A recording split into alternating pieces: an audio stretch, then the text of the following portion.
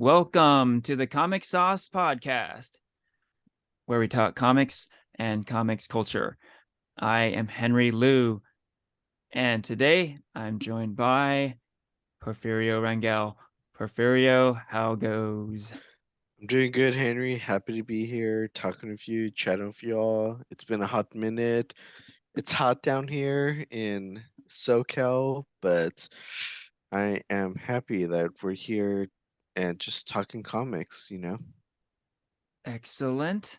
I'm also joined by Christian Diadamo. Christian, how are you?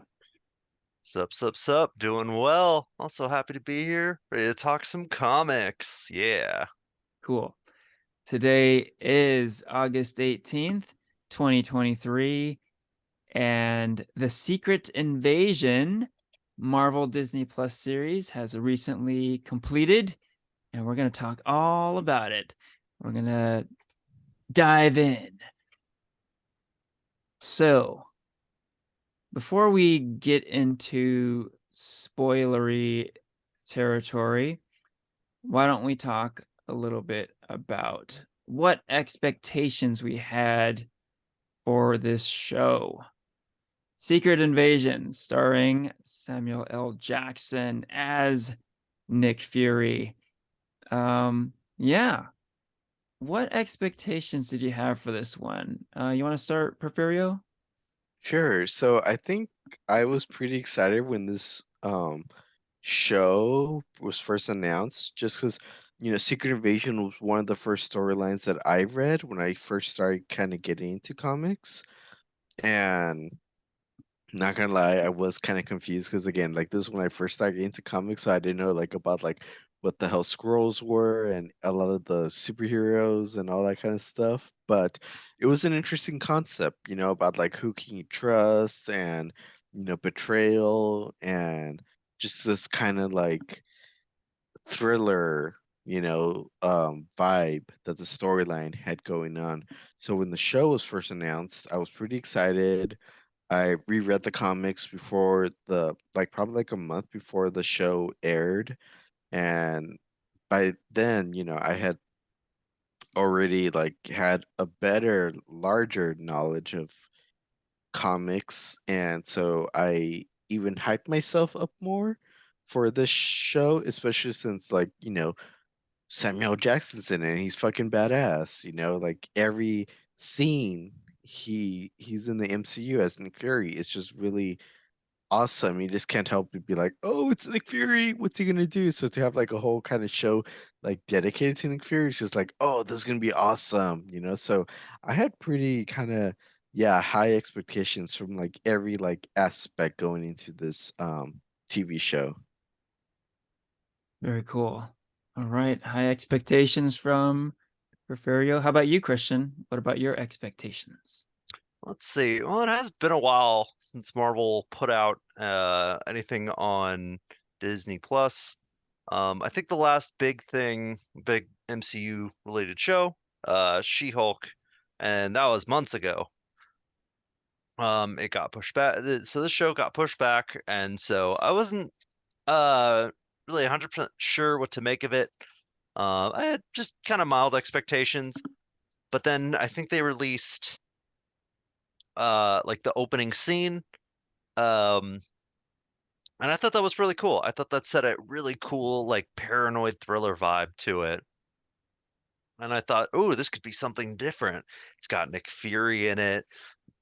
It's got this like, is he a Skrull, or is such and so a Skrull, or are they not? Are they telling the truth?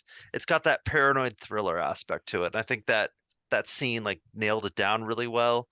And so that did actually get my hype levels up. So I think kind of mild, but over time I was ready to see what was going to unfold. Very cool. Yeah, I think I'm in the same boat too. I was very much looking forward to this one when it released. Leading up to the release, yeah, I think early on I knew it wasn't gonna be like the comic series. The comic series Secret Invasion was like a major event Marvel series, right? Tons of superheroes, epic battles, that type of thing, right? And it was pretty clear from early on that this series was not going to be that. It was going to have Samuel L. Jackson as Nick Fury, but there was like no indication of superheroes and epic battles, that sort of thing, right? So, kind of got that vibe way back when that it wasn't going to be like the comics. Um, so yeah, I was kind of like, I'm not sure what this is going to be exactly. And then the first trailer dropped, and then I was like, whoa, this looks awesome. This looks like right up my alley, you know, similar to what I was expecting. Yeah, very light on the superhero shit, but heavy on paranoia and espionage and kind of gritty street level stuff, you know? So pretty much purely off that first trailer, I was really hyped. So when episode 1 dropped, I was definitely ready. I was ready to go. Okay. So now we can drop the spoiler alert. Let's get into the show. And you've been warned, spoilers are fair game. So, Because there's a Secret. lot. A lot of twists. Yeah, actually there is a lot of pretty spoilery type stuff. So yeah, definitely want to give the alert. And yeah, there's like quite a bit to unpack here. Yeah. Maybe we start with this one just because it did happen in episode 1. Again, spoilers. Spoiler alert. uh a pretty beloved character, Maria Hill, is killed in the very first episode. So let's talk about that a bit. Reactions. What were your guys' reactions to the death of Maria Hill? That was injustice. Yeah. Yeah, like okay, like Maria Hill, she's been like kind of like one of the OG MCU characters since like the first Avengers movie. Mm-hmm. You've seen her in Winter Soldier, Yep. in Infinity War, in Captain Marvel, I think, right? No, sorry, Spider-Man Homecoming. Um, Kind of. or not, wait, Far from home, kind of. far from home, in a way, in a Anyway, way. yeah. So to kind of like, reintroduce her into the TV show, I was like, okay, cool, we're gonna see more of this character development with her, But then like for her to kind of, again, we already gave the spoiler alert, but like, yeah, like die at the end of the episode, I feel like was a good way to kind of catch people's interest and being like, oh shit, like this TV show means business. Yeah, yeah. But I think the way it was handled just kind of sucks because I feel like there was just no like there wasn't like a like grand I don't know what the right word I'm trying to look for is because like like when like Gamora died or Black Widow died, like there was like this like huge like scene, a big Mm-hmm. deal about it, and Maria Hill was just Yeah, kind of like she died and that sucks. Let's yeah, move on. yeah. Like, so I just feel like, and I remember when that first came out, like people were talking, oh, is she gonna be like, is she really dead? Because Yeah, Nick Fury's died, and it turns out he's not dead. yeah, So there was like a lot of talks about like, is she actually dead? But then we later find out like, yeah, she actually did die. yeah, And yeah. so I just think that for like Marvel Studios to not like make like a big thing out of it and just kind of be like she died, let's move on with the storyline. Mm-hmm. I Yeah, just feel like, again, that's why I say like there's like an injustice to her death. yeah. And I respect your opinion, and I think it's valid. I think a lot of people felt that way. Like they felt like the character was done wrong.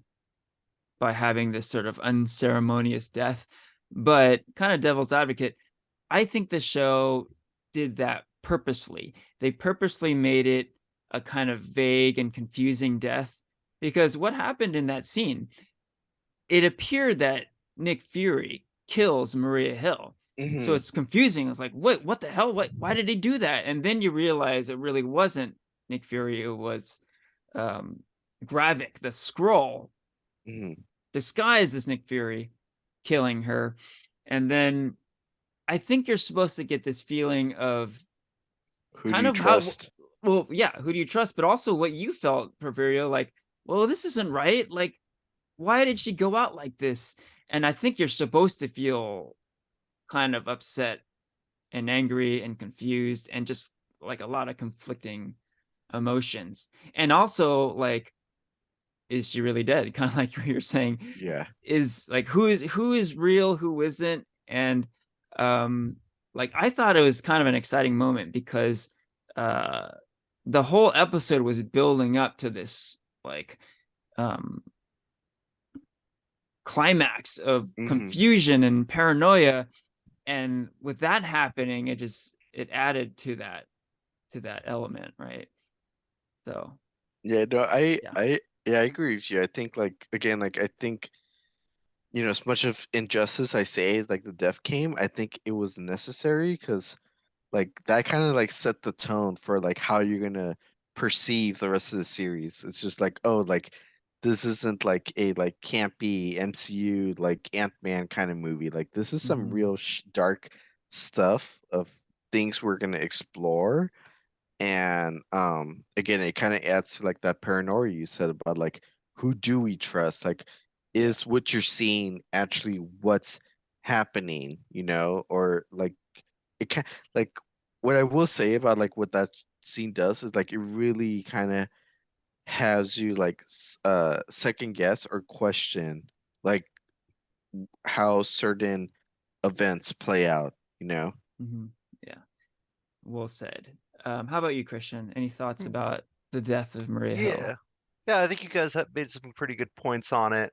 Like, it definitely is like confusing.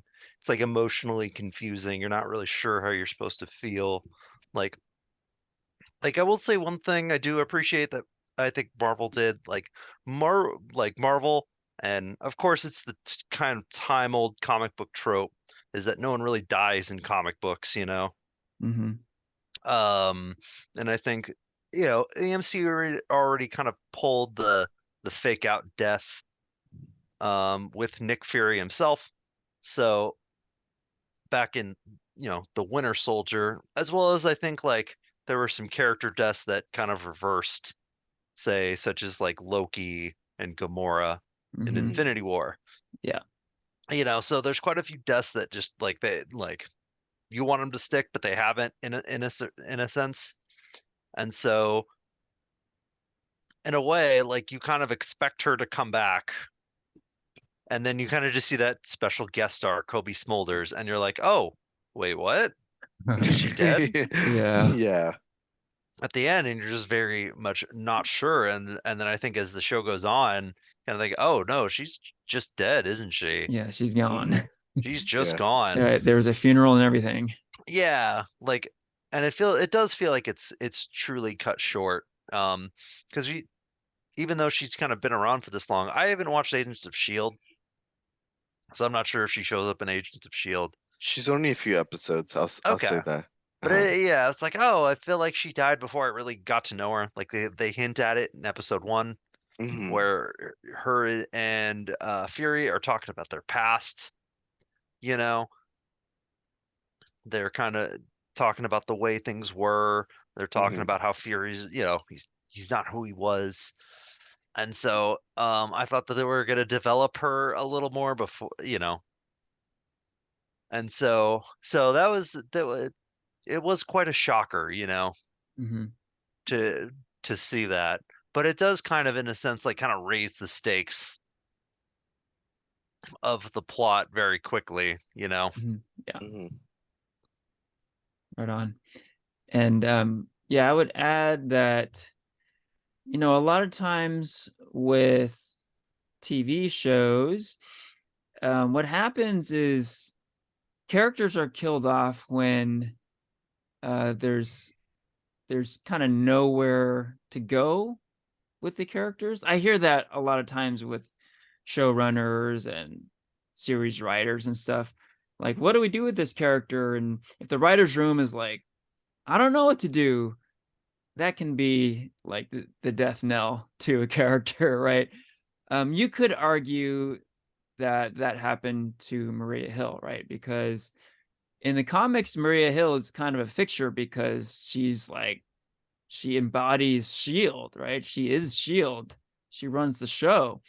But in the MCU, Shield is no longer a thing and has not been a thing for quite some time, right? So I think Marvel Studios has kind of struggled to find a place for this character, right? And we even talked about it. Kobe Smulders does appear in Spider-Man Far From Home, but it's not really as Maria Hill. It's as a Skrull pretending to be Maria Hill, right? So in a way, in retrospect, I would say, because I agree, I was pretty shocked and surprised when she died. But in retrospect, it kind of makes sense, like they didn't really know what to do with this character, and they figured this would be a good way to sort of shock the audience and kick the series off with a bang. So that said, I think we're in agreement that the series had some highlights, maybe more so in the earlier episodes than the later. I don't know, maybe some opinions there, but for now, maybe stick with some of the pros. Any particular highlights you want to call out on this show? I kind of want to give props to the show when it first aired, like back in June, of how like there was this kind of like immersive interaction slash promotions with the show. Because I think like we had all like after we recorded like a podcast episode there, I was like, oh, like there's like this like website you need to put a password and like it takes you to this link, and we all like watched it and it took you to like the first scene of the first episode.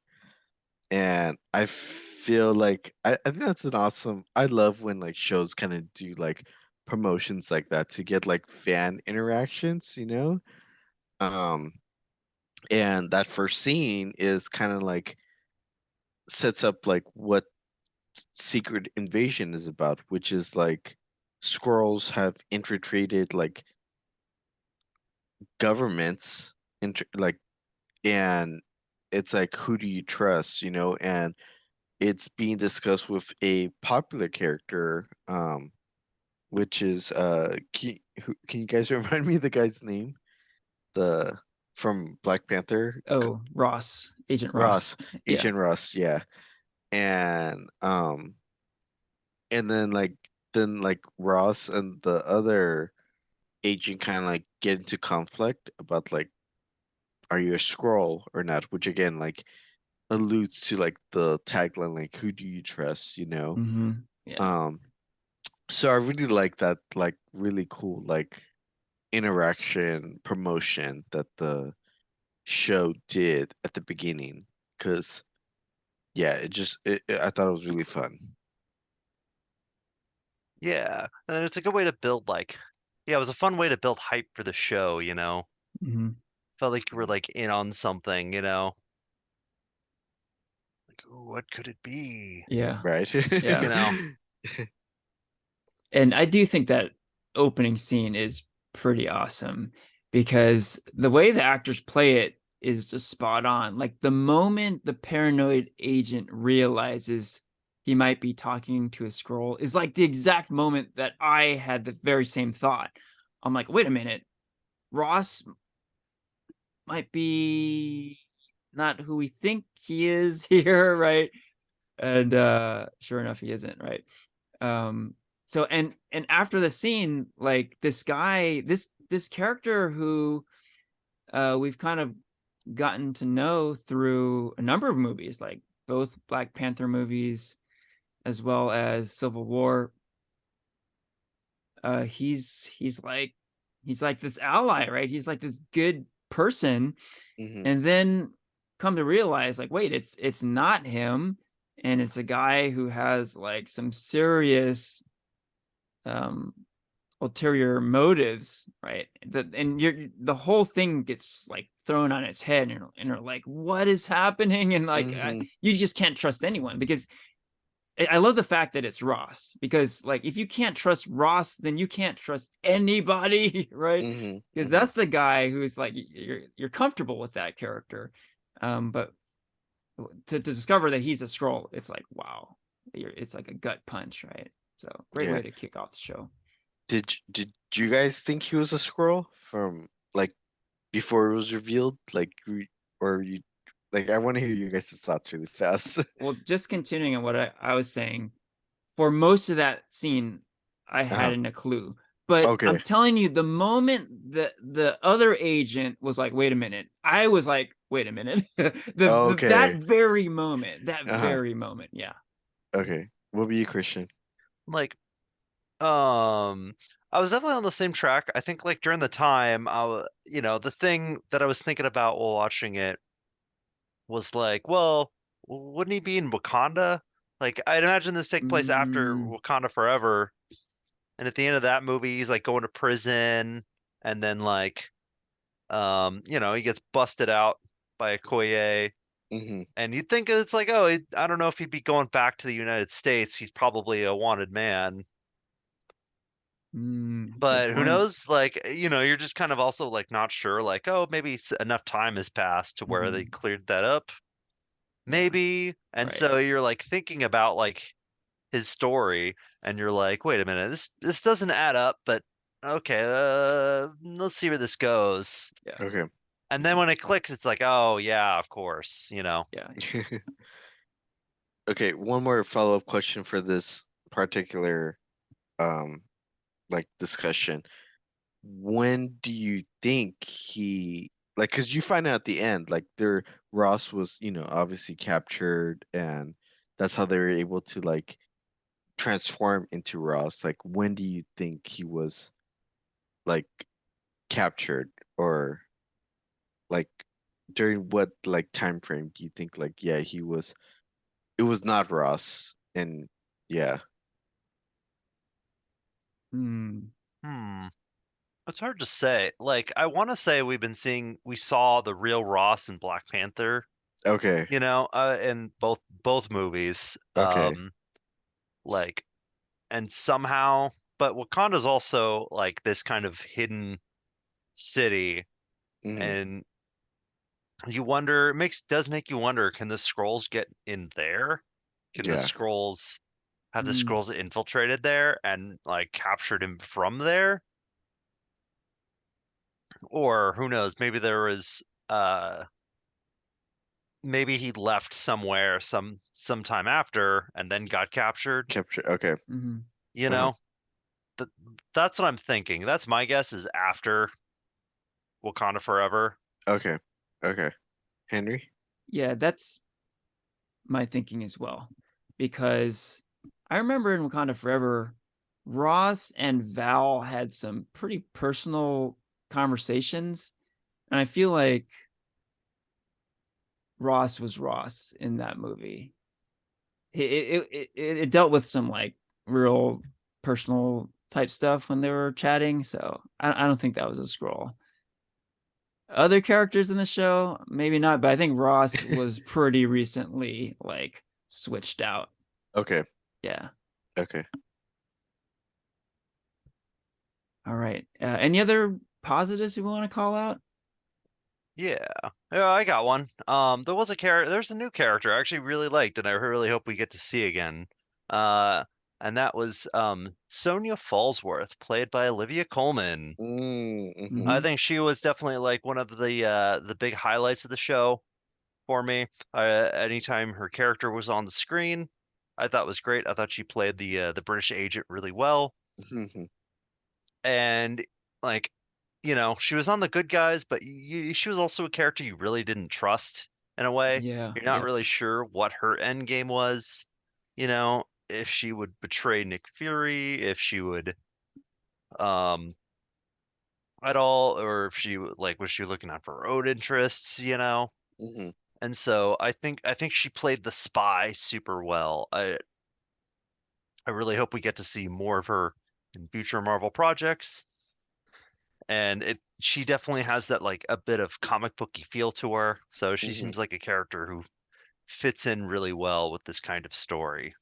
You know, she's dangerous, but she also has this very like proper posh demeanor to her. Yeah, Mhm. I agree. Like, that character like really grew on me. Like at first, I think I was like I didn't care so much for the character, but then like I don't know when it was, but like her character just started like I was getting excited every time she was in it because kind of like similar to what you said, like she was very like I don't know, I think like the word ironic is what I'm looking for, but like she was so like proper ladylike, but she got shit done. She Hmm. was like she was hard. She was like Amanda Walker hard. Like Yeah, we. she Mm. did remind me a lot of Amanda Waller. You know, Yeah, like she's like the we. kind of person who she just shoots someone in the head. Yeah, like when she has like a mission, like she sticks to it no matter Hmm. like no, like she has like no sympathy for people whatsoever. Like she has her own agenda and she sticks to it, and I can respect that a lot. Hmm. And so, like you, Christian, I hope to see her in future films. Because I think, yeah, like the acting and her character just like it was just on point. Cool. Yeah, I definitely agree. The only thing I would say is I kind of felt like there wasn't enough of her. I wanted to see more out of this character, right? Yeah, for So as sure. it was, she didn't get a whole lot of screen time. When she was on screen, though, she was great. And just in general, I think um, the acting was really good. Olivia Colman is an Oscar winner, and she kind of proved it here. She is just really good. She's got some Hmm. serious acting chops. She was great. Samuel L. Jackson's great. Yeah, great cast. Don Cheadle, Emilia Clarke. I think. Ben Mendelsohn is really good in this show. Hmm. Just a lot of top-notch actors performing at a very high level. So yeah, I definitely wanted to call that out. Great acting performances. Hmm. Yeah, I definitely think there were a lot of really good like acting moments where you just kind of see two characters talking. Like you have like Talos and Nick Fury kind of as like the heart of the story. And I Hmm. did enjoy their like kind of shaky friendship. Hmm. They seem like characters who've known each other for a long time. They're kind of old friends, old colleagues, but in many ways they've pissed each other off. Their relationship is on shaky ground, but they've known each other for so long that they seem like two characters just kind of made for each other in a way, Yeah. you know? Okay. Yeah, before we get off of the acting, yeah, I think you alluded to it, Christian, but there's just a lot of great dialogue scenes, like two great actors just kind of bouncing off each other. And I think none better than the Samuel L. Jackson and Don Cheadle showdown scene. This was pretty early on. I think it was episode 2. Um, but it really was like two acting heavyweights going at it. And I'll see these two actors in any movie going toe to toe. But as Fury and seemingly Rhodey, amazing. I was like so hyped when this was happening, and both actors were like kind of holding their ground, right? and just going toe to toe, and it was a thrill. It was just great to see that. Hmm. Hmm. Yeah, I think like one line, like it was when Rhodey and Fury were kind of talking. It's when Rhodey fires Nick Fury. I thought was a really good scene between the two. Yeah. You know, it was like the I'm Nick Fury. Even when I'm out, I'm in. I thought it was a cool line, you know, and then he walks off, you know. Yeah, it's a great setup. Like, um, I think, yeah, I mentioned this before, but I think the series starts off really strong, and the setup is so good because it does set up Nick Fury as this kind of down and out character, and it preps him for like this big comeback. Yeah. In the end, how they handle that, we'll talk about it. But I love this idea of this guy who used to be at the top of his game, and everyone's wondering, does he still have it, right? And this was like kind of the first indication that, like, just you wait, like, I'm not done yet, right? And just the fact that it is Samuel L. Jackson saying this stuff, he really delivers performance wise, and it's just a powerful moment. I love it. Hmm. So that said, maybe we can start getting into some of the negatives. Anything we want to call out there in terms of the cons to the pros here? Well, before we get into the negatives, I think Mm-hmm. okay, so there's like kind of 2 points I want to make out really fast. Like Sure. one, I think I like, at first I like the pace of the TV episodes, like, the first I feel like there was like some backlash for like, oh, there's like no Avengers, no action scenes like in the first few episodes or whatever. But I kind of enjoyed it because there was like a lot of backstory being talked, a lot of um setting up the storyline for like the overarching storyline of the series, like, because I mean you have to picture like this Secret Invasion is kind of like a storyline that continues from Captain Marvel, and Captain Marvel takes place in the 90s, and this TV show takes place like probably like 2 decades later, 2 or 3 decades. Mm-hmm. And so, a lot of shit has happened in between then. So there's like a lot of catch up. The blip happened, Nick Fury created the Avengers. And so, like there's a lot of like resentment that like Gravik has towards Samuel Jackson, and explains like why he's doing what he's doing. And I feel like that explanation makes sense. And again, like what the first few episodes does is just kind of clarify all those like questions like why this is happening.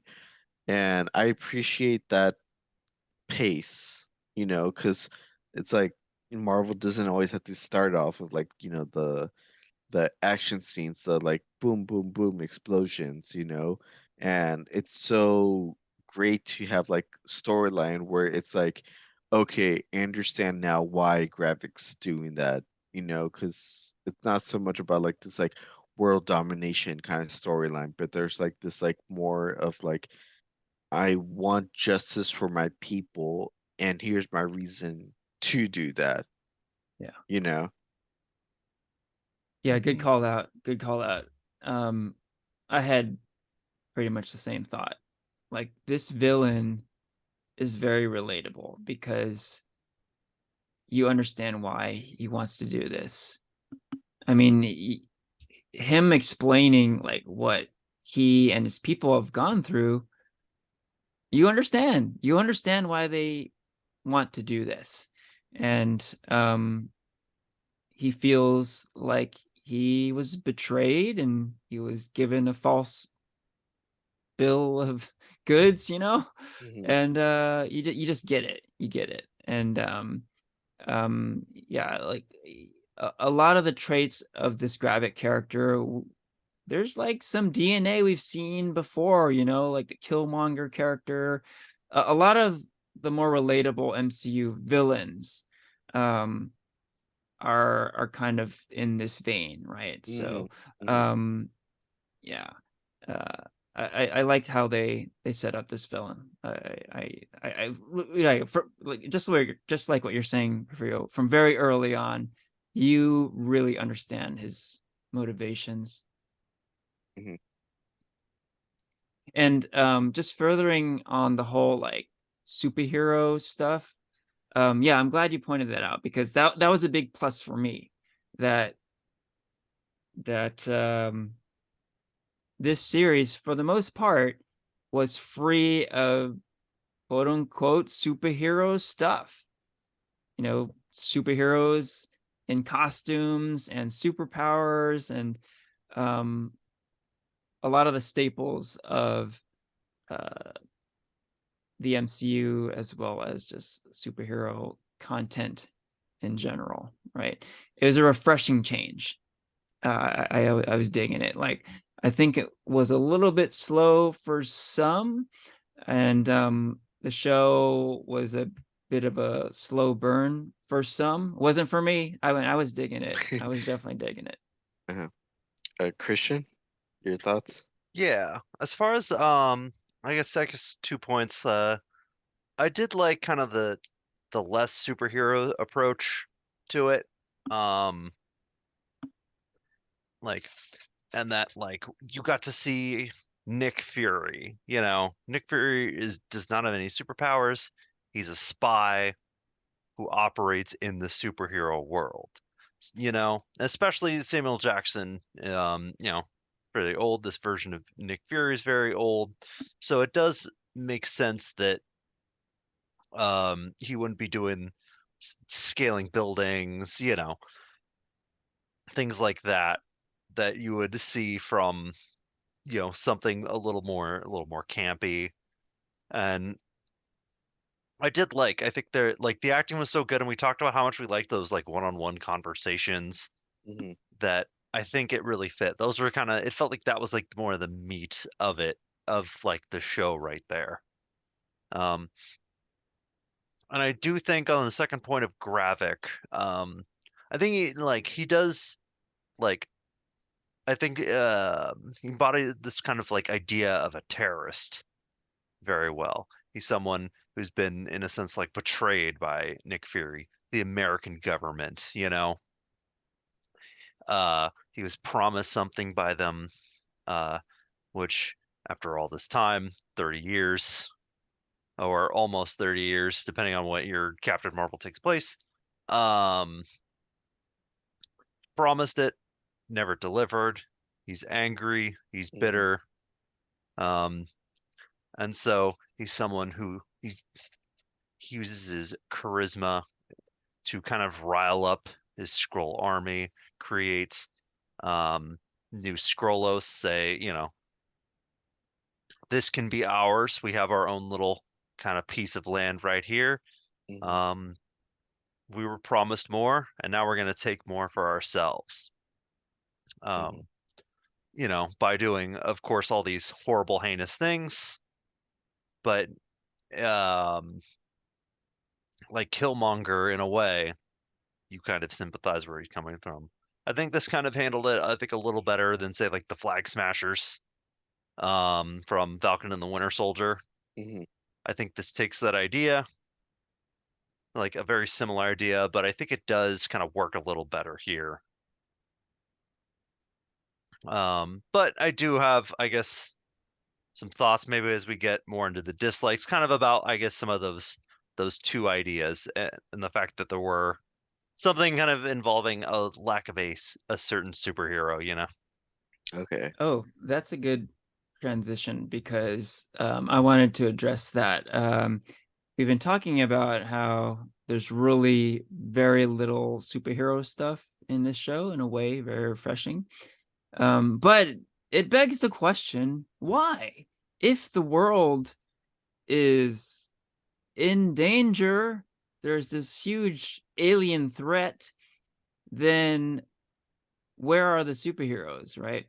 So Fury actually gives a reason for this. Something along the lines of, if the Avengers came to help out with this secret invasion, then the Skrulls could then imitate the Avengers, and there'd be mass confusion, right? Mhm. I don't know. It seems like a bit of a flimsy explanation. I mean, I appreciated there was an explanation, because if they just didn't address it at all, it'd be really ridiculous. It'd be like the elephant in the room for the entire series. Like, where the fuck are the superheroes, right? So they did try to explain it. I think it's kind of flimsy. Um, I don't know. What are your guys' thoughts about the explanation for no superheroes? I think like kind of like you, Henry. I think like that's kind of like a weak explanation. Mhm. Because I from what I could tell from what the scrolls needed, like they needed to actually like have some kind of interaction with the heroes to be able to imitate them, you know. Mhm. Um, but also it's I mean like the easiest answer to that question is like Marvel just didn't have the budget to Right. have all Exactly. Yeah. to have They all this couldn't pay for Chris Hemsworth Mhm. um and company. Yeah. but just yeah, like even like the sidekick characters, it's just like it's kind of like, yeah, like why name this show Secret Invasion if there's no like Avengers, that are Yeah. being Right. like copied, and that was not like a strong explanation. So I Yeah. understand what you mean. Yeah.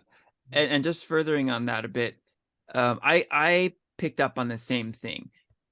It seems like the implication is that scrolls can imitate you, but only if they meet you in Hmm. person, right? Hmm. So it's not like a Taskmaster thing where they can look at a video of you and imitate you, right? They have to Hmm. meet you, and that's why they didn't want to send the superheroes uh, to battle them. So again, it's an explanation, but personally, I think it's kind of flimsy, because look, if they get someone to imitate, let's say, Thor, okay, that's something they could use to their advantage, but it's not like they would have the powers of Thor. So if you brought Thor, the real Thor, to Earth to battle the Skrulls, you're still like, you would have a huge advantage. It doesn't matter if there's some Skrull, maybe multiple Skrulls who look like Thor. They might, I don't know, confuse you for a bit, but ultimately you have this incredibly godlike, powerful character, right? Yeah. So it doesn't make a whole lot of sense. I don't know. Any thoughts, Christian? Yeah, like I feel like a couple heroes that like would have also done really well that are any sort of powers. It's like I think like Hawkeye and Yelena, Black Widow, Hmm. like people who could be sharpshooter type characters. You think that the scrolls wouldn't be, near with, but like um wouldn't get near enough to really like quote unquote impersonate, as well as Oh, like right. Yeah. could work as like the sharpshooter, as well as could just kind of help be Samuel L. Jackson's kind of just personal bodyguards in a way, maybe never leave his sight, you know? Hmm. Yeah. Yeah. And it's like you said, like, they wouldn't really have the same powers as far as they know. Well, minus we already said gave the spoiler thing, so they do kind of get the powers later on with the Super Scroll. Um, but like Yeah, that's later, right? Yeah. Yeah. Like I think there's ways around the whole body snatching thing where it's like, Yeah. well, they have to be close. It seems like they capture the person and like bring them with them in order to like they put the hand on their head to get their memories. Yeah. And you think like when you'd have to be like kind of close up and kind of like blindside the character to do it, you know? Hmm. Yeah. So if you had some people to just like, you know, Fury just going, that's a scroll, get him. Hawkeye just shoots him from afar, and then that's it. Maybe Hawkeye's just wearing a ski mask so you don't see his face, and then they'll never know. Yeah. Or, you know, like things, I guess like things like that, you know? And I think it's like you say, like they won't have the power of Thor. They're not going to have Stormbreaker on Yeah. them. Yeah. Yeah. Yep. And usually a lot of superheroes have their own specific superhero like totems, the shield, you Yeah. know, things that you probably can't replicate too well. Yep. Um, this or like a certain level of skill. Yeah. But you know, I also think like as far as that, I feel like a missed opportunity. I don't know what you guys think of this. Like, because Rhodey's a scroll, but you never actually see like Rhodey get in the armor. Hmm. You think wouldn't if you were taking part of Rhodey, like wouldn't you want to use the Iron Man armor, the War Machine armor, the Iron Patriot armor, um, and do whatever you want? You know, that's like it seems like a bit of a missed opportunity, especially in the final confrontation. You know, it's just Yeah. him with a gun, Hmm. Yeah. Yeah. Yeah. you know, Yeah. and you think, I, well, he doesn't, it's not the nano armor like Iron Man. He has to put it on. So it does right. take time, Yeah. but you're also thinking like, well, you know, like what if you just had that the whole time, you know? Yeah. No, yeah. Mhm. Yeah, I think it's what Porfirio said, budgetary restrictions. Yeah. Right. Yeah. But yeah, no, I mean, now that you brought that up, Christian, like let's bring up that twist that Rhodey was a squirrel. Yeah. Like like okay, to be honest, who saw that coming? Um, like it took me a minute to see it coming. Like I think when did they reveal it? You like what he wiped away the mirror and you kind of see him be a scroll. I think that Yeah. was episode 4, Yeah. 3 It's or like 4. taking a shower or something, right? Yeah, uh-huh. It, Yeah. I think the part where I remember it, I think it was before that scene, was kind of the second time he was talking to Fury. Nick Fury goes to Rhodey, And, and and he's like, only my friends call me Nicholas or something like that, or yeah, like and like he seems like he's kind of like gloating a bit more, you know. He's Hmm. like drinking, you know. Like it seems like he kind of gets a little more the more the show goes on, like Rhodey gets more and more hammy. You know, he gets Yeah. a little more like ridiculous yeah, in who he is, and where it's like, oh yeah, he's a scroll. Yeah. You know, um, until you know in episode 6, you kind of get to the stupid pills comment, which I thought very unintentionally funny. Yeah. Um, but I think it was about yeah, I think it was around that time I thought, oh, he's the scroll, he's the man on the inside, you know. Hmm. yeah. For me, I think there was a scene where he was like, what, drinking on the job or something? He had like alcohol in his breath. Mhm. Yeah, I think it was like because Nick Fury gives him a bottle of wine or something like Hmm. that, Oh, right. Yeah. and then Yeah. he's drinking, Yeah. and the president notices. Right. Yeah. I was thinking at that moment, like, wait a minute, something's a little off here. Hmm. Yeah. Like I want to say that was episode 3. I would say that Okay. was around episode 3, yeah. Hmm. So, because you posed the question about Agent Ross, Porfirio, What about Rhodey? I know there's been a lot of chatter about this. At what point do you think Rhodey was switched out?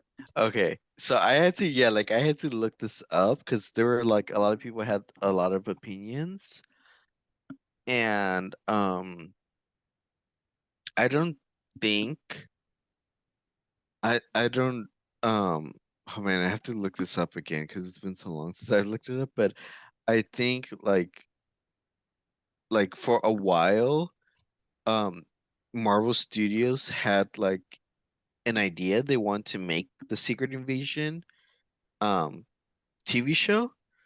And so they had certain, I remember, yeah, they said certain characters acting differently. This way, like when the TV show came out, you could look back and be like, okay, like this is totally like not, this is out of their character. And so I feel like when you look back at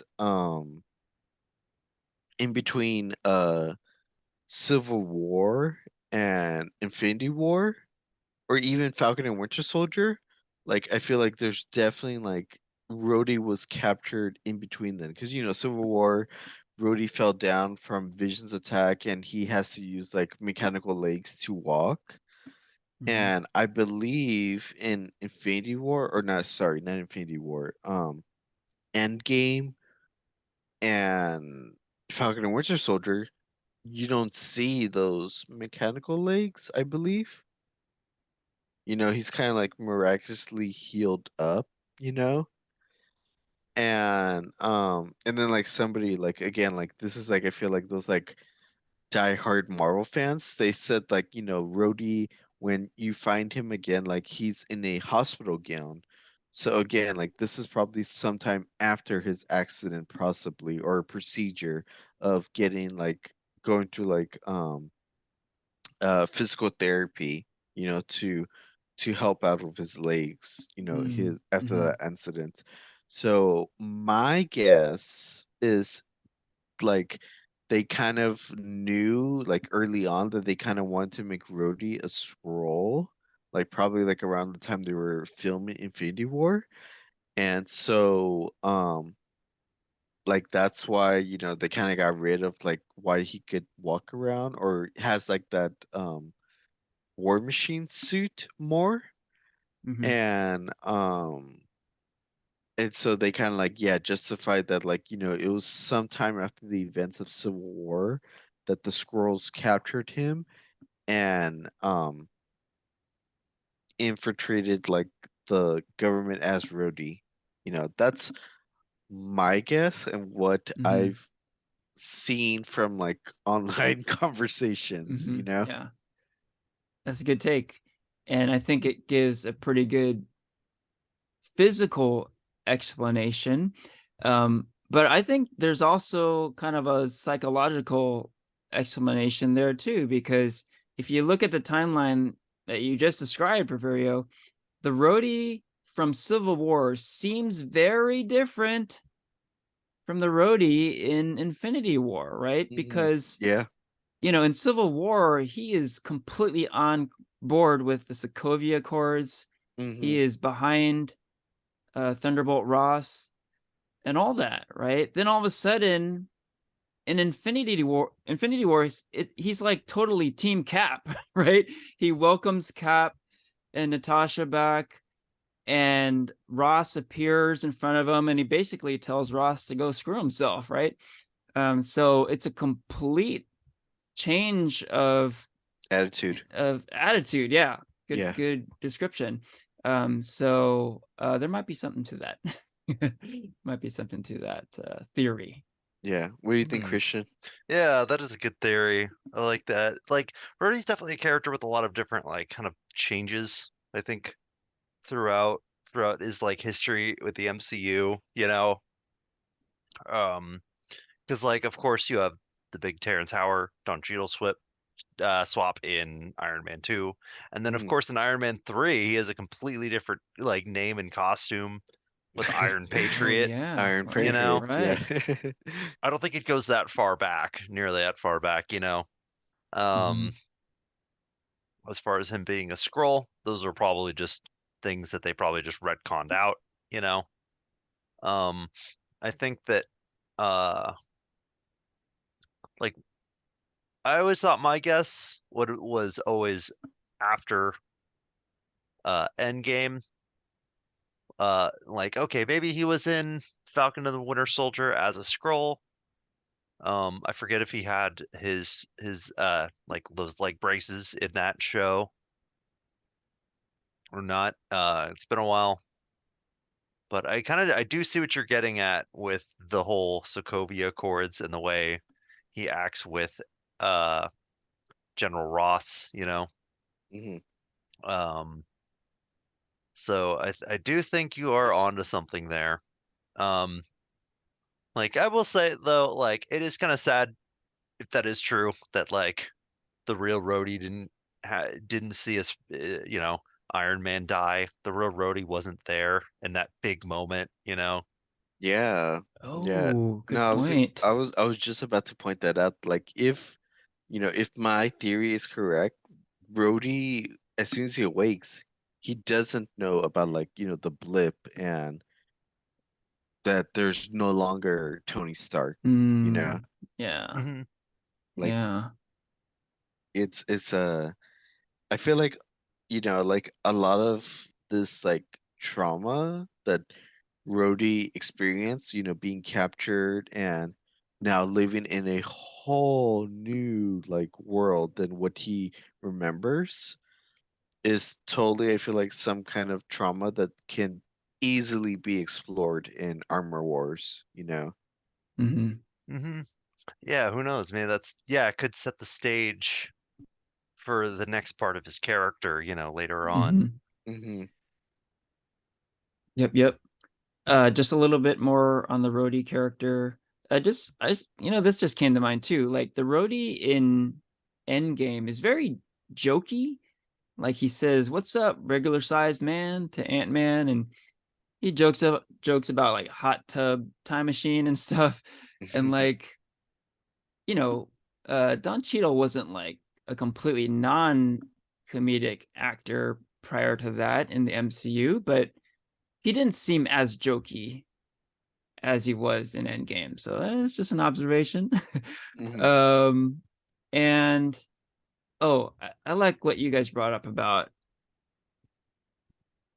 So with this theory, was it just a Skrull looking at uh, Tony Stark dying in Endgame? If that's the case, damn, that's pretty messed up, right? That's like a Hmm. huge moment, and Stark's best bud is there, but he's not really there.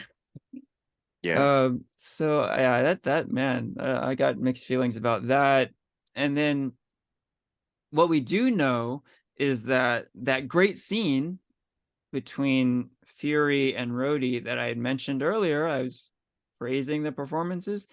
Well, that turned out it wasn't really James Rhodes, right? It was a Skrull posing as Rhodey. So I have kind of mixed feelings about that too. So yeah, mixed feelings. I'll just leave it at that. Okay, wait, one last point out before we get into the cons. Okay. I will just also have to really give praise to, like, I think we had said earlier, like the spoiler alert, but like the twist of the show. Like the twist of the shows were really good. We talked about Marie Hill's death, Rhodey's reveal as a Skrull, Ross's reveal as a Skrull. But I think one of the biggest shockers of the series is Fury being married to a Skrull. Oh, yeah, that's right. Another twist. Yeah. Again, spoiler, because there's so many twists in this show. Yeah, yeah, I forgot um, about that one. Yeah, it's a big one.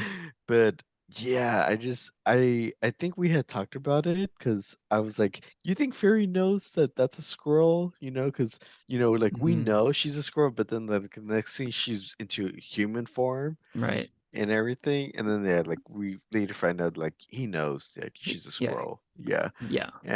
And then like it goes into more about Nick Fury's backstory about how they met and we became romantically involved and everything. But again, I just think that like the show, like despite what feelings I have for it, like did really good at like the twist, that Mm-hmm. came, and it Mm-hmm. wasn't just twists as like cliffhangers, but cliffs like twists that were given throughout the episode. It could have been in the beginning, in the middle. Yeah. So I appreciate those twists that the show gave. Cool. And as long as we're talking about that, just one more twist I want to throw in there. The death of Talos Oh, also. yeah, I didn't see Yeah, that one coming either. that was a Yeah. big one. And that was tough because he was really kind of the heart of the show, right? And Hmm. he was kind of the guy you're rooting for the most in a lot of ways. Fury's awesome, but Talos's philosophy about things I was most on board with. Like he was the one guy who kind of was hopeful and he thought like he could bring people together. Hmm. And his death was kind of crushing because it kind of signified the end of hope, really, right? And like I mentioned before, Ben Mendelsohn is so good Hmm. as Talos in this show. So that was a tough one to take. Yeah. Mhm. Yeah, like it's like the endings to each episode. Marvel was really good about leaving that carrot for the next one, Like, oh, Yeah. I didn't see that. What's gonna happen? There's Mm-hmm. always kind of this little twist at the end that you're not sure. Even though Yes. I didn't I think we're probably gonna talk a lot of smack about the final episode, but I actually thought like the last few minutes were like, whoa, that's really interesting. That changes a Mm-hmm. lot of things. Um, and like the way it resolved, with like the president's big speech about hates all aliens, Oh, yeah. and then Mm. Hmm. how they're gonna go make peace with the Kree at the end. Mm-hmm. Hmm. Yeah. And I have I have a lot of negative thoughts about the finale, but Hmm. like the last few minutes I thought were pretty good. Fair Yeah. enough. Okay. So yeah, Um, each ending was solid. but yeah, related to that, as we've seen, the MCU is really good at setting things up and posing the question, what is next? Cliffhangers or post-credit scenes and just generating hype for shit, right? But it seems like there is a major problem with ending things, right? So I think this show is a perfect example. I Hmm. think we're all in agreement that the final episode 6, was a bit lackluster, to say the least. Why don't we just talk about it? Let's get into episode 6. What did we have a problem with here? Yeah. Where Yeah, to where to begin? start? Where to start? Um, well, I don't know. It definitely feels like it's the most rushed episode, I think, of all of it, and it doesn't, I think, resolve kind of what it was doing pretty well, I think. Hmm. Um, I'll kind of start with the biggest thing is kind of the big fight with Gaia and Gravik, Mm-hmm. I think I really don't like characters kind of, they kind of go on their big speech. They kind of have their big character moment, and then it turns out they weren't talking to who they wanted to be talking to. Um, I know that's kind of part of the territory with a show like this, you know, but I always find it kind of deflates the moment. I think that happens. It's It was like like kind of the lead into it. Yeah. let me tell you my big evil plan. Oh shit, you're not who you are, and then they fight. Like Hmm. it's such a I feel like very like James Bond kind of thing, but Mm. keep going, Christian. Yeah. Like I think Black Widow also kind of did this, where the what's his name? David Harbour's character kind of like Mm. he goes off on how he's really sorry about the way he was when he was old, yeah, when he, a long time ago, how he's sorry he neglected his daughters. He kind of has this big speech where he kind of opens his heart out finally too. his daughters and he realized, oh, he wasn't talking to them at all. And I feel like this kind of feels like that with Gravik and Fake Fury, where Mhm. Gravik kind of tells like, do you know who this face is? Like that moment and how he kind of reveals who his entire character is. And it seems like he has a lot of history with Nick Fury, but it's like the two characters never really interacted during the entire show. Mhm. It's just kind of a fake out so he could fight Gaia.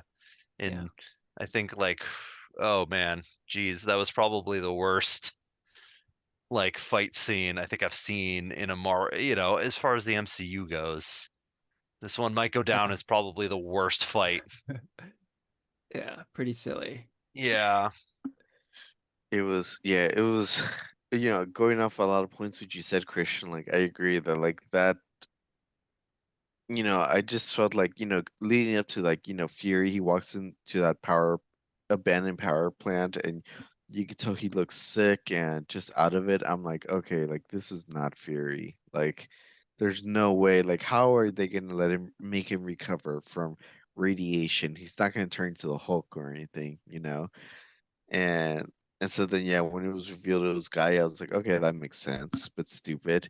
And then giving them both like the super scroll like powers of all like the Avengers. I was like, they're really gonna go that route, like actually giving the powers, and then like the whole scene was just ridiculous, like Hmm. over the top, like CGI overload, like like ugh. It was just really stupid, and I kind of really just like checked out at that point. I was just like, let me know when this battle's over. Because at first I was kind of like, okay, like which Avengers here? Like we got the Marvel, Drag, Screwed, like which powers do they have? But like at some point I was like, this is just over the top and ridiculous. Like nothing's actually happening besides like two people trying to beat the shit out of each other. Yeah.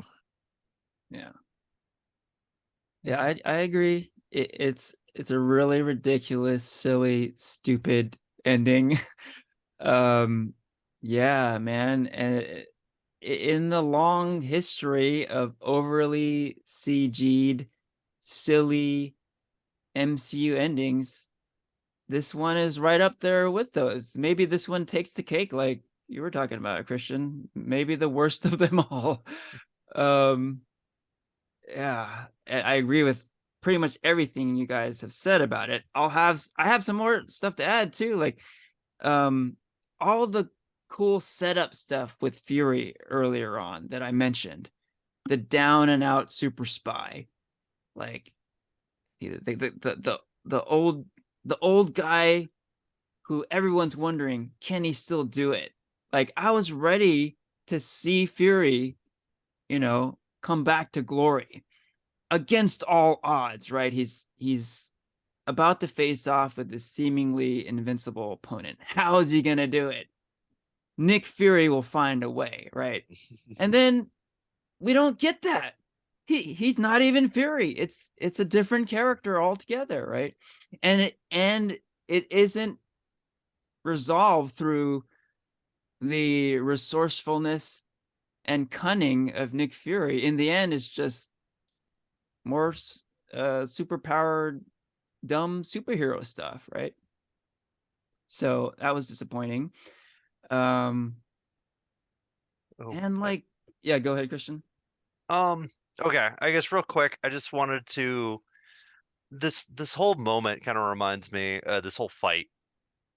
I just want to give a quick props to She-Hulk because She-Hulk kind of made fun of this whole Yeah, whole thing, Mhm. yeah, in Mhm. in She-Hulk's final episode. But it also kind of makes this doubly sad because, you thought after making fun of it in the last series, yeah, they would try for something completely different here, but they still do it and they do it worse. Yeah. yeah, So that Mhm.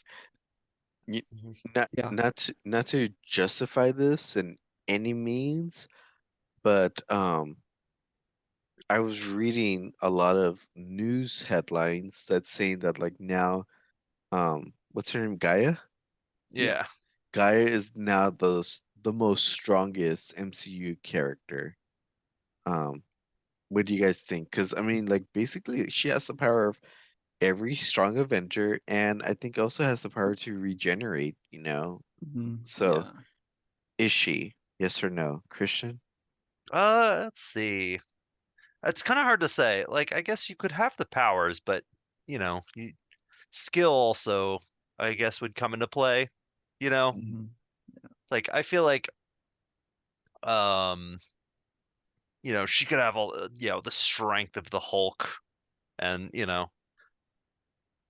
I could all, but the strength of the Hulk, the speed, and like the speed, but um, you also have something like this is also a world with magic, and I think magic seems like a learned ability. You never really Mhm. see her Yeah.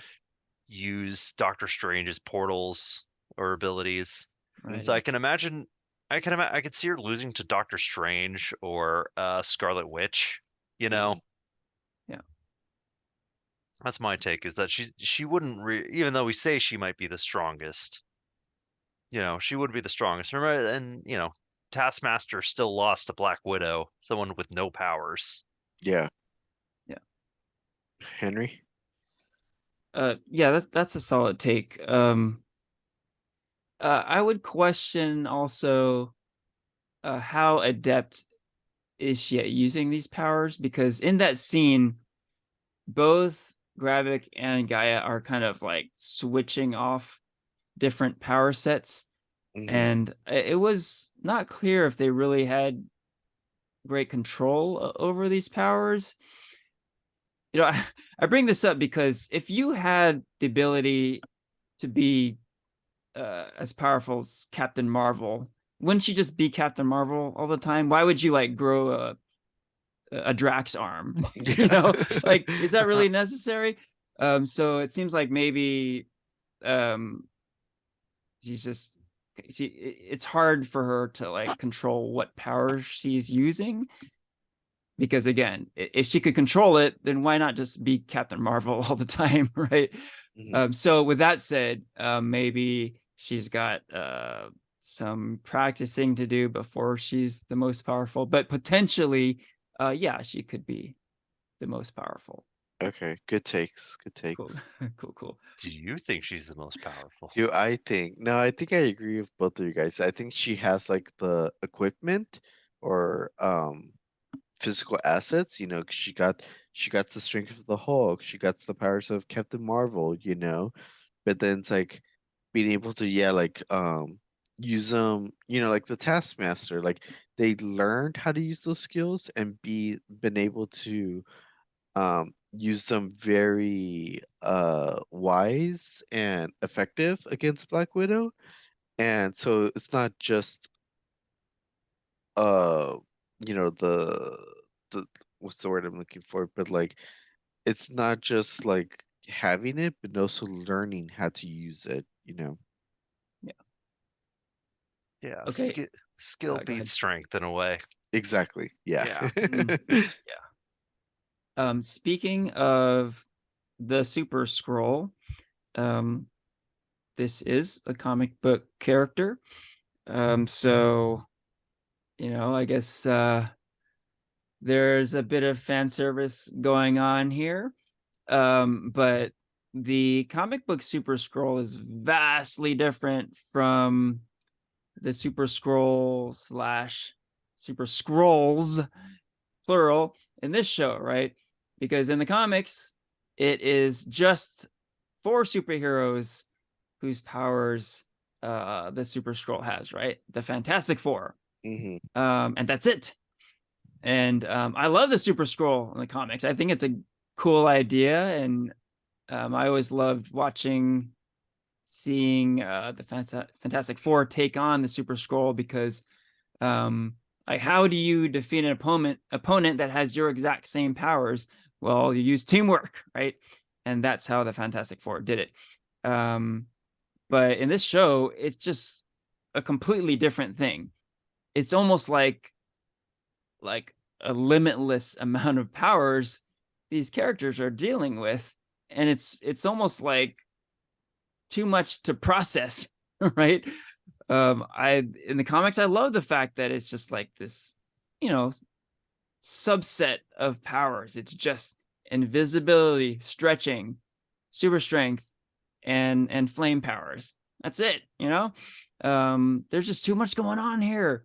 Like that scene was like, not only was it annoying for all the reasons we just mentioned, but it was hard to keep up with. Like they're just changing powers right and left, and it was jarring, confusing, and ultimately um not satisfying to Hmm. say the least. Yeah. Hmm. Hmm.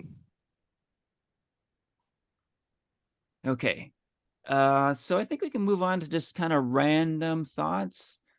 As we've been saying, there's just a lot in this show. So I don't know. I had a lot of just thoughts that came up all throughout.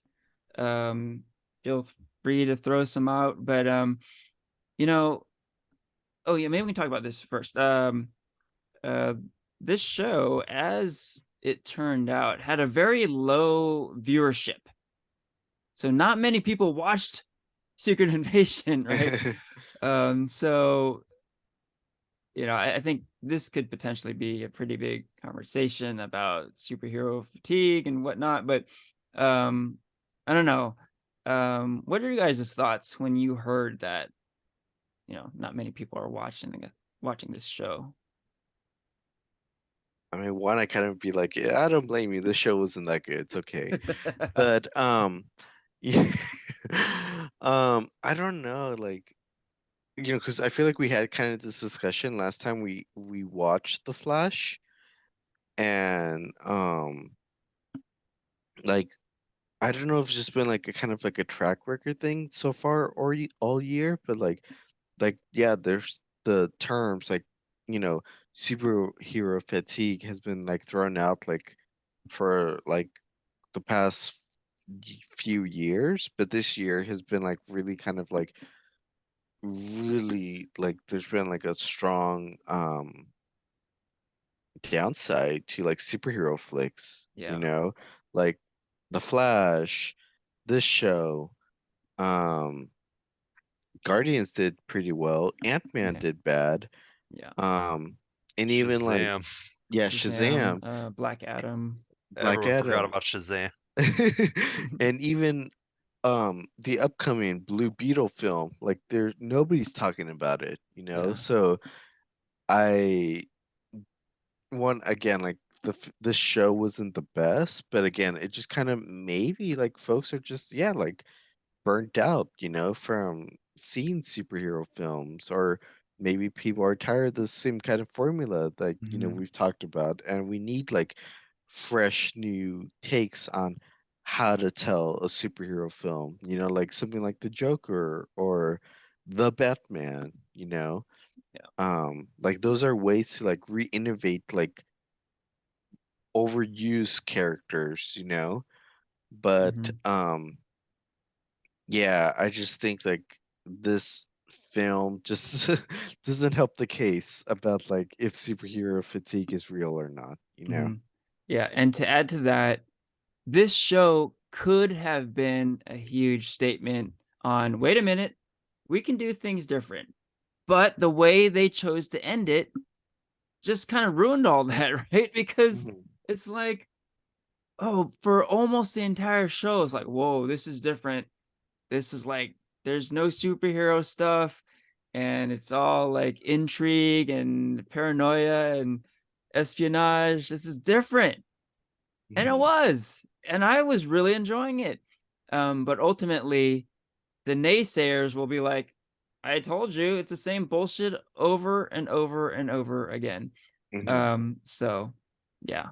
Uh, I kind of agree with what they're saying. Like, people weren't tuning in because of superhero fatigue.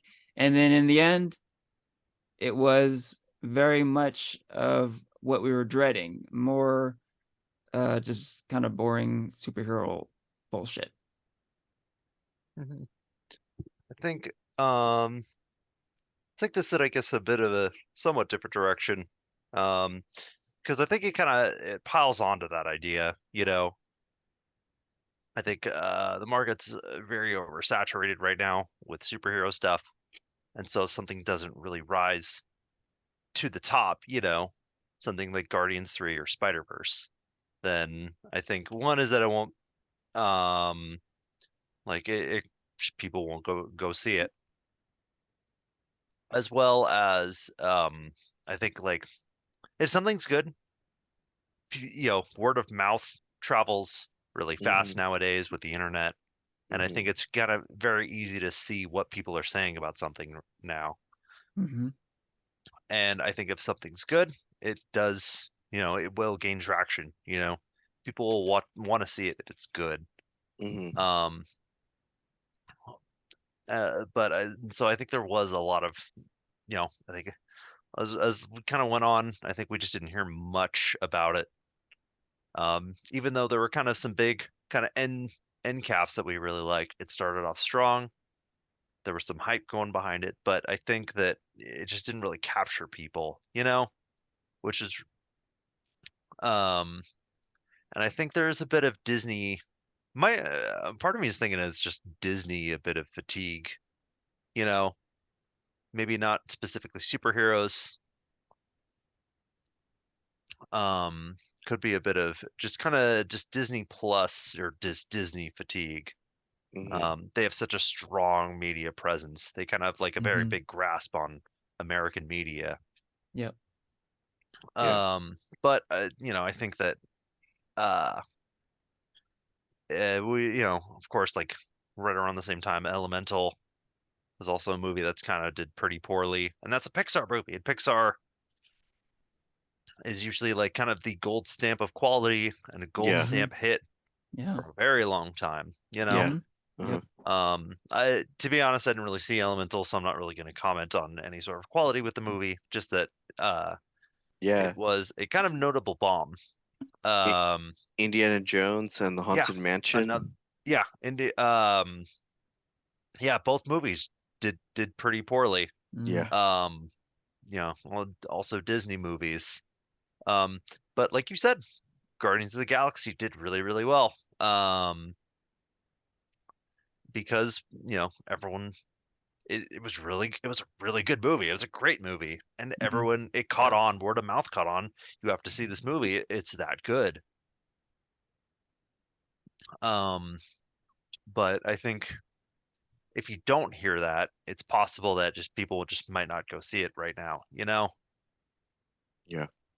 And I think with more negative press kind of coming out around this, it kind of as the show kind of got into its later stages, really didn't help anything. Yeah. Yeah. Um, so yeah, I think like these Disney Plus shows, I don't know. I think we've personally been down on quite a few of them for a little while. I think with the way we kind of felt about Mandalorian, the last, Mando, um,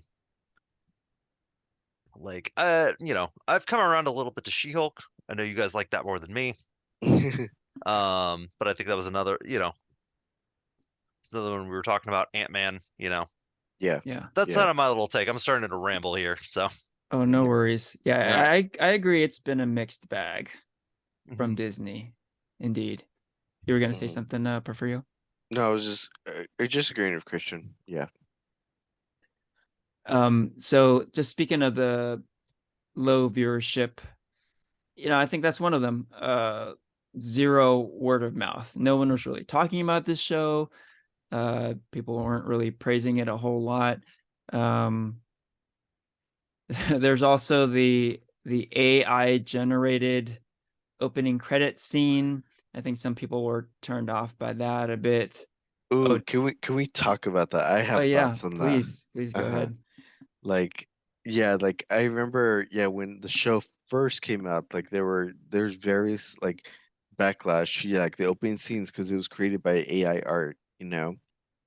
And like I feel like this has been like an ongoing controversy for the majority of the year about maybe not just like AI art, but also like AI like used in general. Like you see it now being used at schools and commercials and music, and it's just very, I feel like, disappointing for Marvel to be using AI art in a show like Secret Invasion, because I mean they fucking have the budget to hire artists to do this, like this is, a comics books TV show. Like where are like the comics artists or artists in general creating like that opening scenes? Where are the graphic designers, the animators, And for Disney to not do that, it just feels so hollow, how so empty for them um to using AI art. And I was just that was just a big turn off for me when I first learned that. And I think you had said this earlier, Henry, that like yeah, like that was like also a big issue at San Diego Comic Con, the use of AI art by comic book artists. So yeah, I had thoughts, and that was just really disappointing for Marvel to do it on this show. Yeah. Um, I do agree with you, Porfirio. I think earlier on, I had a more neutral stance. I was kind of like, well, you know, if Marvel was going to do something like this is kind of the show to do it. It's about scrolls, it's about deception, that sort of thing. But the more I think about it, I'm with you. Like, support real human artists, you know? Like, it's kind of scary where this all could go. So, yeah, I'm pretty down on this decision. Like, yeah, like what you're saying, of a company that can afford to pay real human artists. It's Disney. So why did they feel the need to do this? It's a bit baffling. Um, yeah, it kind of leaves a bad taste in my mouth. Now, did it really lead to low viewership? I think there were complaints, but I don't know if that really was a huge factor. So, it's just it's been written about. I don't know if it really had an impact. I don't think, obviously everybody always clicks the button skip intro. I don't think I don't think that contributed to viewer lowership, but it was just an extra like sour taste on top of a bad storyline. That's Hmm. just Hmm. uh-huh. Mhm. Yeah. But yeah, Christian, what are your thoughts really fast on Um, that? like, yeah, I'm still very conflicted on how I truly feel about the use of AI, especially here. Because I heard they did actually contract to an art studio, and they did work in a sense work with artists and work with a studio, even if no, it wasn't made by artists. Um, and they still paid a studio money to make this opening. Um, and it does kind of work with a bit of the show. And although that said, I think if you kind of place this versus some of the other openings, like it's like I to be honest, I think like the WandaVision openings were a lot better. Like it's like I Mm-hmm. don't think what we saw here was all that great, as far as like and what the opening looked like. I think I would have like preferred something, like I said, the WandaVision openings, like the Falcon and the Winter Soldier opening with the shield was always kind of cool, or Mm-hmm. like that really, you know, epic Daredevil opening with the Netflix shows. Mm-hmm. I think all the Mm-hmm. Netflix shows had like a much better opening. That had this like almost HBO like opening, you know? And so it just like, it's like I think they probably should have taken another route for this one. It Got was it. they were trying something new, but I don't think it paid off Mm-hmm. from that, just kind of from that aesthetic perspective. Hmm. last little bit on the whole low viewership thing. So I think another point that comes up is that the show was pretty minimally marketed. Like there wasn't a whole lot of promotion for it. So I can see that. Yeah, that there didn't seem to be much effort in selling the show. And here's a big problem I had with the promotion. And ironically, it's not, it doesn't have to do with the promotion of Secret Invasion, but rather a different Marvel project, the Marvels. So I thought it was a huge spoiler to include Nick Fury in the very first Marvels trailer, because I knew that the Marvels would follow Secret Invasion, right? So when I saw Fury in the trailer, I'm like, oh, well, I guess he doesn't die in Secret Invasion. Like, to me, Secret Invasion was like the show I was looking forward to, but also there's this big question mark about Samuel L. Jackson. Like, he's getting older. He's been in the MCU a long time. This might be the death of Nick Fury. And just looking back on it, like, how cool would it have been if in that final episode he was like limping to this battle with Gravik, and you're like, holy shit, like he might not survive this. And just to use that, right? And to, you know, just kind of play with that. Like they killed off these characters in the show, like pretty beloved characters. So I definitely would have had this feeling of like, oh, I don't know if he's gonna make it, you know. It would have added this great narrative tension. But you know what? He's in that trailer. So, you know, when I saw the trailer, I was thinking, is it possible that the events in the Marvels happened before Secret Invasion? Maybe.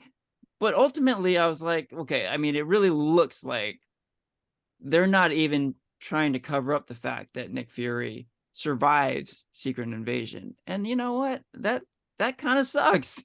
I think it would have been a lot better if they left him out of the Marvel's promotions. You know, it would have been to the benefit of this show, of Secret Invasion. Yeah. Okay. Any other thoughts before we get to our ratings? Oh my gosh, yeah. Like the show is just, I think we had alluded to this earlier, but it was just a hot mess, you know. Like we had said, like the beginning few episodes like were slow, there's a lot of backstory, which was good initially, you know, but then like towards the end it was just a lot of like wrapping up like loose ends, you know, like how are they going to handle like the graphic situation, you know? um are the Skrulls going to find a safe haven? Are they going to continue to infiltrate the government, you know? um and I just felt like there were just like those kinds of storylines were very much rush, and it just felt messy, you know, in my end.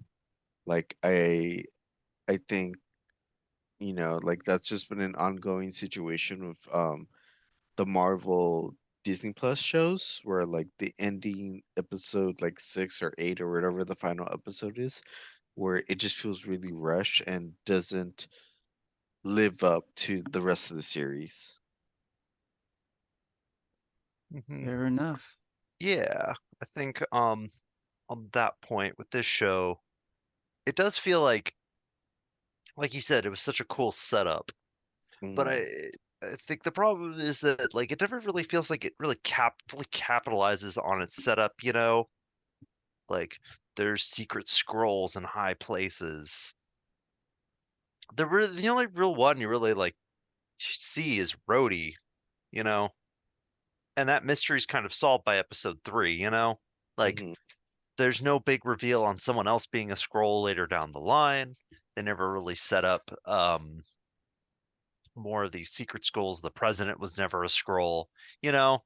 Like it feels like they never go far enough with that idea, you Hmm. know? And then you don't even see a Skrull army show up in the final episode, you know? It's just two super Skrulls, you know, um, who just kind of fight in just um, a warehouse, and then that's it. You know, it feels like it sets up these grand, big ideas, big political ideas, but doesn't really, never fully follows through on what they could be. You Hmm. know, I really like the last 5 minutes of it, and I feel like that almost could have been the halfway mark. You know, because that's a Mm, cool idea. What happens when the president kind of figures out Skrull and kind of turns out, whoa, he makes some bad ideas or makes some bad statements about these Skrulls. Like, what could happen then? You know, like the it squanders its like kind of spy thriller-ness. Hmm. You know, it doesn't do it as good as or as well as the Winter Soldier. I think that really captures that paranoia so well. You never know Hmm. who's Hydra and who's not, you know? mhm, And um or I guess the other one I've seen, Peacemaker, I think did that kind of alien invasion really good, really, really well, you know, that body snatcher type. So like it's almost like it kind of threw out a little too many plot lines, you know. Yeah. mhm. And kind of, oh crap, we have to resolve these real quick, you know. Mm. Okay, cool. So maybe one last thought before we get to ratings. So you've kind of been alluding to this all along, Porfirio, but this show is called Secret Invasion. So it kind of begs the comparison Oh yeah. to the comic series Secret Invasion, right? Uh-huh. Um, as we've been saying, the two things are basically completely different and they have very, very little to do with each other. Hmm. They involve scrolls, and that's pretty much where the similarities end, right? Um, Yeah. so, in a way, it's like, okay, they're two different things, and just they're they're separate things. Just let them be that way. But the fact that they're calling this Secret Invasion, and there has been a major epic Marvel event series in comics called Secret Invasion.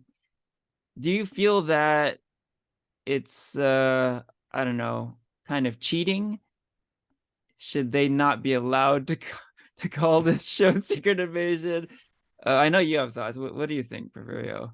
Oh yeah, I 100% think like I don't know what the right term is. I don't know if it's clickbaiting or not, but this show should not have been called Secret Invasion. Like I read the comics. The comics is basically Skulls infiltrate the government, not just the government, but the Avengers team. And then, like it's it does play on like this theme of like who do you trust, which the show kind of does do. Like we've talked about throughout the past hour about like, oh shit, I didn't see that coming. I did not see like Ross or Rhodey becoming a squirrel or whatever, But I think the comic Secret Invasion plays more with who do you trust among the Avengers team, and like that kind of disbands the Avengers and not so much about like the government. So, Marvel has like this history of like using like popular storylines to get people's attention, like Winter Soldier, Age of Ultron, Civil War, Infinity War, and sometimes it's a hit and miss, like sometimes it's better than the comics, or it's just yeah, clickbait. This is one of those instances where the TV show derived from the source material. Like the themes were there, but like the characters and the plot were like um a total 180, from TV Yeah. from Yeah. comics to TV show. And I just think this show would have been better as its own kind of Skrull storyline with a different name than using the Secret Invasion name. Because I think Secret Invasion, one, does work better as a TV show, but come on, you have to have the budget to have more Avengers. Yeah. But that is my take. Solid take. Definitely. Yeah, you could argue that there really wasn't an invasion in this show. There's a lot of secret stuff happening. Secret, yes. Invasion, maybe. I don't know. Okay. Any last thoughts before ratings? Shall we get to the ratings? Christian, you gonna read the comics? I am actually curious to read the comics. I haven't read the Secret Invasion storyline. I know I've been pretty down on this series, but I will say, I guess a positive is that it kind of has pulled me into reading the storyline because it has brought a lot of people out talking about how much they really liked it, you know? Mm-hmm. Right on. And we will do a brief Secret Invasion comics recommendation to wrap up the episode. But for now, let's get to our ratings. So, how about you, Porfirio? Why don't we start with you? Start with me. Honestly, I feel like most of this podcast we've kind of dedicated to stuff that we enjoyed instead of like stuff that we disliked about it. But honestly, this was, yeah, one of my least favorite Disney Marvel shows. Um, I honestly, yeah, I have to give this a 2 out of 5. It had so much potential to be good, and it was just kind of a big letdown. Um, I remember, yeah, like the first few episodes, I was really excited to watch them, but the last few, I was just like, let's just watch this and see if it gets better. Um, I if you're a Marvel fan, would I recommend this to you? I wouldn't. I don't see how this like forwards like the MCU storyline in any way besides being kind of entertaining. If you have nothing else to watch it. But do I recommend it? No, not really. So, yeah, I'm just gonna leave it out there. Just say that my rating's 2 out of 5. Very good. Very good, Porfirio. How about you, Christian? Hmm. Let's see. I think I really liked the beginning. Really did not like the ending. It's definitely a show that starts off well, it starts off intriguing. You're a little conflicted about if you feel a few things, but it does feel like it just doesn't capitalize on its ideas. It doesn't go nearly as far as it should with like that whole secret invasion thing, or even the Super Scroll idea, I think. And it's just, yeah, it's kind of a mess. I think I feel a lot of the same way Porfirio does. Um, and I think I am a bit torn on idea versus execution. How much do you value an idea that you like if it's not executed well? Um, it's definitely an idea I think I've gone kind of back and forth when I've seen things that I feel conflicted on. I think the things though I didn't like, I really didn't like. I think I'm with Porfirio. This probably is also one of my least favorite like MCU projects. Um, w- although I think I might go a little lower than Porfirio on this one, I'm feeling a 1. Um, I unfortunately I don't recommend it. I think it's like I said, I think that I gotta give props to She-Hulk for making fun of this ending in advance. I think if this has done anything, it's made me like She-Hulk, I think a lot more. because it almost feels like a parody of this. So yeah, one. Was at the end of the day, it just didn't leave a good taste in my mouth. Not a fan. All right, a 2 and a 1. Will be And Henry. now me. So yeah, I kind of left myself last kind of on purpose because, as we've said before, we like to leave things on a bit more of a positive note. That said, uh, it's funny. As we've been talking about this series, as I've been kind of processing it more, um, I've actually changed my rating because I literally wrote down for the show before we started recording a 4 out of 5. And in the moment, I was really enjoying a lot of this show. So I do agree with Christian that it started stronger than it finished. And I do completely agree that that last episode was like hot garbage, basically. But I still feel like I still felt like that the show really held up until the end. Yeah. But as we've been talking, it's like a lot of the stuff that I was really enjoying was sort of diminished by stuff that happened later. I already talked about how the fact that Rhodey is a Skrull kind of takes away from that great Jackson and Cheadle scene from earlier, right? I thought it was incredible that Fury was going toe to toe with Rhodes, but guess what, folks? It wasn't really James Rhodes. It was a Skrull. So it takes the punch out of it a little bit. And then similarly, like I was so excited about this uh old gunslinger Nick Fury coming back for one last shot at glory.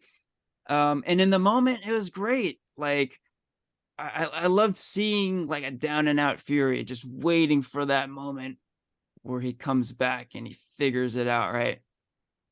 But then ultimately, it doesn't happen.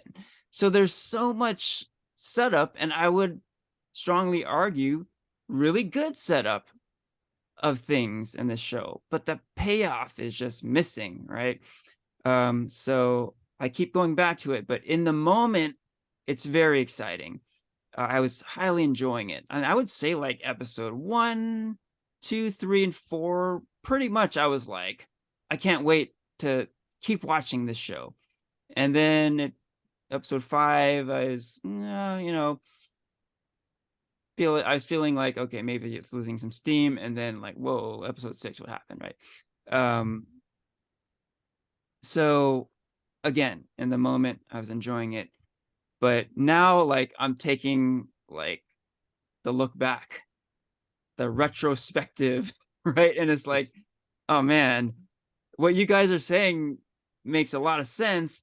And maybe another kind of bottom line statement is, would I want to watch this show again? And I don't think so, man, because knowing what I know now, how it ends and the twists and, how certain storylines play out, I don't really want to watch the show again because the stuff that I was excited about the first time, I wouldn't be so excited about before. I think my first take does hold some weight, so I'm not going to completely take this down. I'm still going to give it a recommendation, but instead of a 4, I'm going to give it a 3. So 3 out of 5 for me for Secret Invasion. I think in the end, across the board, there's a good amount of disappointment here. Yeah, I think we all said it. There was a lot of anticipation going in, and heading out, quite a bit of disappointment. Mm-hmm. All right. So let's talk about the comics. Yeah. So it sounds like Christian is interested in checking the comics out. You and I, Porfirio, have read them. Let's talk about it a little bit. A little bit of background. Secret Invasion comic series, released in 2008. There are 8 issues, 1 through 8, written by Brian Michael Bendis, illustrated by Lanil Francis Yu. Yeah, any thoughts on this, Porfirio? I know you read this not that long ago. Again, I think that was a cool comic because again, it kind of like played in the like mood of like a thriller of like, ooh, who can you trust and everything. Like when the Skrulls are introduced, they kind of like introduces like Avengers from like when they first like started, and then there's like this like mixture of like, oh man, who do you trust? Like who's real, who's not.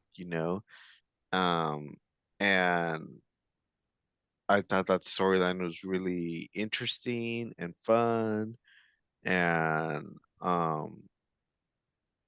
it's a really good comic to just kind of, if you want something different that's like not so much like end of the world kind of thing, but like a little bit of like, oh man, like is this really gonna happen? A lot of second guessing, which I will admit, like the show does pretty good at, but the comics I feel like does a better job at capturing that feeling. Mm-hmm. Yeah, good take. I would add that, I mentioned before that, kind of jokingly, the only similarity between the comics and the show is there are Skrulls in them, right? Well, the other aspect is that paranoia thing you've been talking about, Porfirio. I think both the show and the comics tap into that feeling of, I don't know who to trust. What the hell is going on here? It's captured in the show well, and it's captured in the comics quite well. And it's kind of cool, in these big event series, usually things are very straightforward, epic battles, good versus evil. Here, it's just not clear. You don't know who is the real hero and who is pretending to be the hero, right? It's hmm it's it's not clear at all, and it's very disorienting. Yeah, like you said, it's different. It's a different kind of storytelling than we're used to, especially with these like event series, right? Um, I would argue maybe there's like too many superheroes in it. There's a lot. I mean, I guess it turns out that there's about half as many superheroes that you think there are, but as it is, there's just a lot of superheroes. I mean, that's kind of the bread and butter of these event series. There's a lot of characters in them. But yeah, if you can be overwhelmed by too many characters, then yeah, just be forewarned, there are a lot of characters in the Secret Invasion comics. But yeah, I from very early on in the series, I got that taste of like, what is going on, who's real, and who do we trust, and hmm it's pretty cool in that way. So recommendation for the Secret Invasion comic series. And with that, we can wrap up the episode.